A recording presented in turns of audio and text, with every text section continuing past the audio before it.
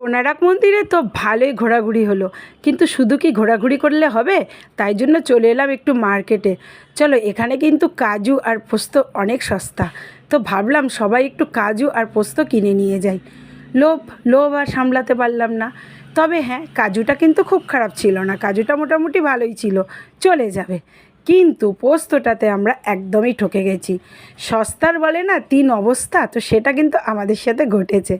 তো যাই হোক, একটা এক্সপিরিয়েন্স হলো যে পোস্ত কম দামে কখনোই পাওয়া যায় না, আর সেটা কম দামে কিনতে গেলে এইভাবেই ঠকতে হবে। তোমরা যদি এখানে গিয়ে পোস্ত কেনো, তাহলে কিন্তু একটু বুঝে সুঝে অবশ্যই কিনো।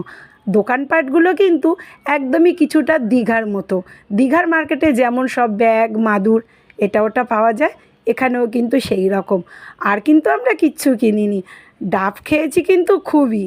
যেখানে যেখানে গেছি সেখানে সেখানেই ডাব খেয়েছি। তো চলো, টাটা।